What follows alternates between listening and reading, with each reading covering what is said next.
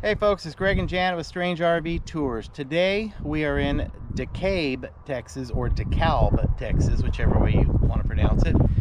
And we're here to celebrate the life of one of my favorite TV personalities when I was a child. Does everybody remember the TV show Bonanza? With Lauren Green, Michael Landon, Pernell Roberts, and Dan Blocker? Well, we're here today to celebrate the life of Dan Blocker. Dan Blocker was born December 10th, 1928 and died May 13th, 1972. Here is his gravesite and tombstone marker. Somebody left a dog and a horse here, some flowers, a peace sign. This is the family's plot. This is Blocker right there on the bottom. Right here laying next to Dan Blocker is Mary A. Blocker, his mother, May 4th, 1901, June 30th, 1998. His father, Ora Shack Blocker, August 8th, 1895 to December 19th, 1960. And then way down on this end over here, it appears to be possibly his sister, Ora Virginia Blocker, February 21st, 1921 to January 1st, 1933. Now, Dan Blocker was a very interesting man. Dan Blocker played Haas on the TV show Bonanza, and he was quoted as saying, "My father told me I was too big to ride and too small to hitch a wagon, that I was no good for nothing." Haas on the show Bonanza was the big jovial guy that was acted as if he wasn't that smart. He would make all kinds of mistakes and then laugh about it. And basically he was the fun character to watch. He and Michael Landon, the girls loved Michael Landon, but Haas was like the big brother that everybody wished they had had. The show ran, I believe, for 13 and a half seasons from 1959 to 1972. I grew up with that show. Man, Little Joe was, heartthrob. Haas, the big cuddly guy, and always a sweetheart and good-hearted. And, I was born in 61. I watched that show all the time. And, it was just neat. It's neat. And I've even been up there to see their set. I've seen their set of their house on Bonanza and the little fake staircase and stuff. But the show itself was heartwarming. Always the good guy wins type thing. And Haas was one of the biggest icons during that time. A little known fact about Dan Blocker was that when he was born, he was the largest baby ever in Bowie County, Texas, weighing 14 pounds. So, but during the 1970, the hiatus between the filming of the series, in 1972, Dan Blocker became ill. Nobody knew exactly what was wrong with him. He ended up going to the doctor, and they said that he had to have his gallbladder removed. So they removed his gallbladder, and everything seemed to be going okay, except he had developed a blood clot after the surgery, and the blood clot was in his lungs, and he ended up dying 14 days later. The following season, the TV show Bonanza started production again without Dan Blocker. But without Dan Blocker, the show just wasn't the same, and halfway through that following season, the series was canceled. I read a blog entry by somebody who said that Dan Blocker would appear at different functions dressed as Haas to kiss babies and to shake people's hands, that he was always jovial and very kind, and that he helped underprivileged children. And the person that wrote the entry said I was one of the underprivileged children that he helped. He said he also there was another story that I've heard about Dan, where when he was on the Warner lot every day, he would when they would take a break from filming, he would use the restroom at the mill, which the mill is kind of a meeting place, I guess, on the lot. And as he would enter the restroom, he would call out to somebody that was around there, "Would you please toss me a soda when I leave the restroom?" And every day when he left the restroom, there would be a soda there waiting for him, a Coke. And then he found out one day that the person that was running to get these sodas every day, the sodas weren't there in the mill. They would have to get on a bicycle and ride like a quarter of a mile over to the commissary to get a soda for him to bring back.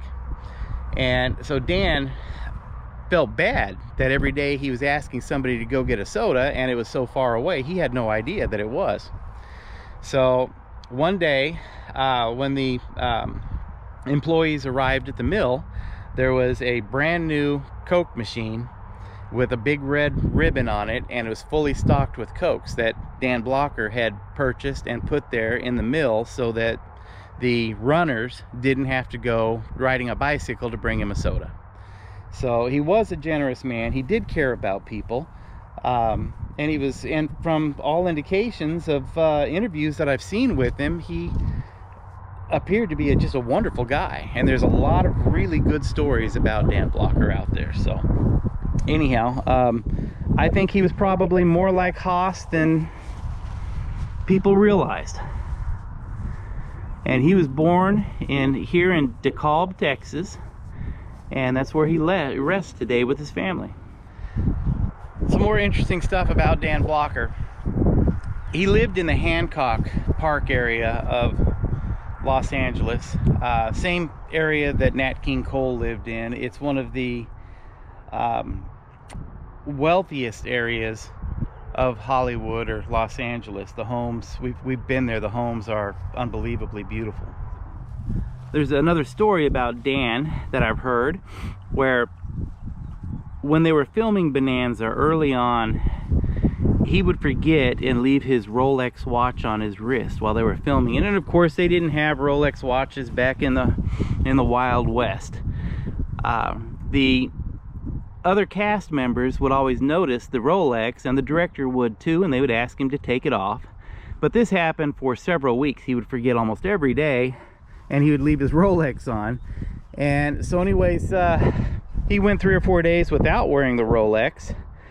And then one day on the set, he showed up with a watch on his wrist again. And halfway through the first scene, the director yelled, "Dan, the Rolex!" And the director was getting upset with him for wearing the Rolex. Well, Dan looked at the director and said, "It'll never happen again." He took the Rolex off, threw it on the ground, and smashed it with his heel into just a bunch of pieces. Everybody on the set couldn't believe it because they knew that he wore a Rolex, that he would do that to a Rolex. And everybody was just really in shock and didn't know what to say until Dan started laughing and said, "It's just a knockoff. It's not a real Rolex. I picked this up just as a joke."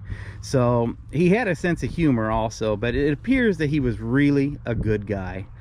And man, I tell you, TV has not been the same since Dan Blocker passed away. It appears to me, it almost seems like after his death, TV westerns kind of started to dwindle, and they just weren't nearly as popular. True. So, but Janet has some things that she'd like to say. Well, in 1940, he was in the Texas Military Institute, and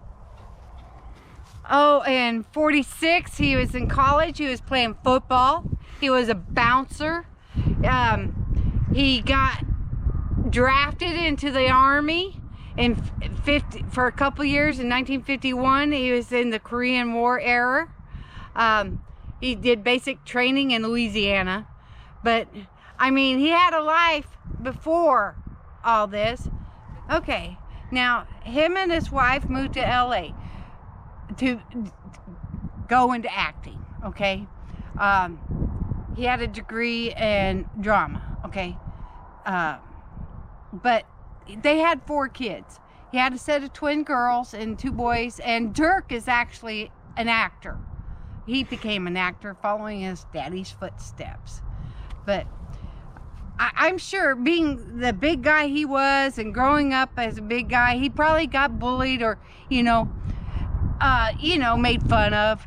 But he came out to be a kind-hearted, sweetheart, teddy bear guy, which, I liked him, and as Haas and Little Joe, Michael Landon was cutie, but I mean, they made the show. They really did. And when they lost Haas out of the character, it just wasn't the same, and they didn't last.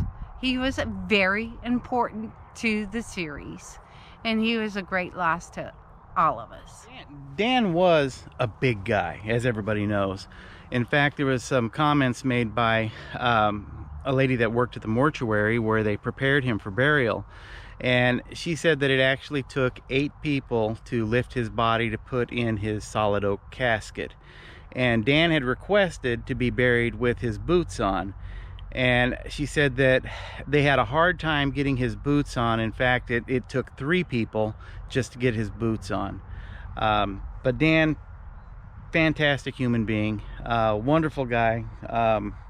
I mean, how can you not like Haas, But he was also an accomplished writer. He had been published, and we just noticed that right here behind the main family plot, there's an Ott W. Blocker, born in 1893, died in 1934. Now we're assuming that that is Dan Blocker's uncle. It would have been his father's brother. Bobby Dan Davis Blocker.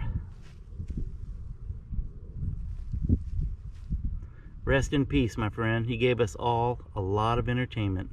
Yes, okay. Yeah, we stopped at some. Okay, we're at the Williams House Museum in DeKalb, and they have a area here dedicated to Dan Blocker, so we thought we'd add this to the video on his gravesite.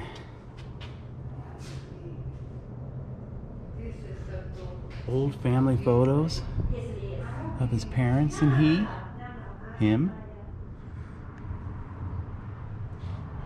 We have an old movie poster, Bonanza memorabilia. Here's a picture of Dan Blocker in the military. Bonanza. There's Dan Blocker when he was in school here. And here's some photos of Dan and on the Bonanza set, autographed by the cast.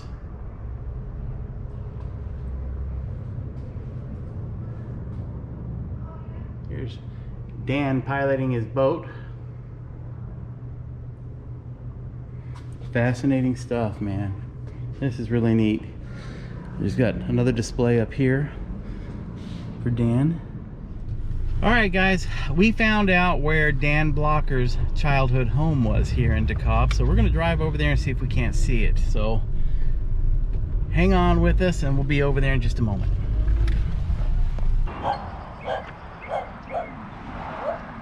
All right, this home right here in DeKalb, Texas, was the childhood home of Dan Blocker, also known as Haas Cartwright.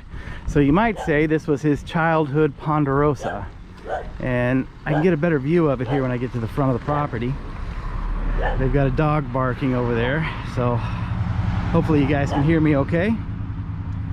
The family has built a chain link fence all the way around the home, probably because they get tired of people knocking on their door and wanting to see Haas's bedroom.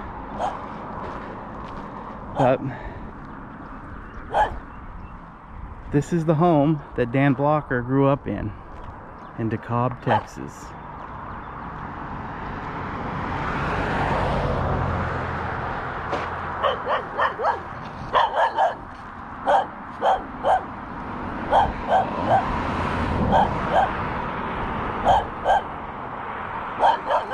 I'd be tempted to turn this into a museum if I owned it. Looks like they're doing some roof work there on the side of the home. Nice little older home.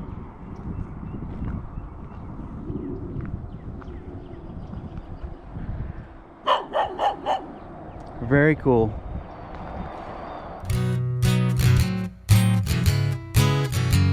Strange RV tours will take you places with Greg and Janet's smiling faces.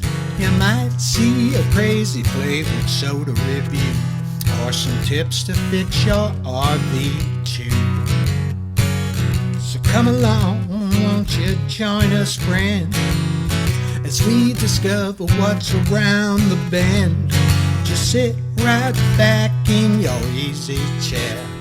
Strange RV Tours is on the air. Strange RV Tours is on.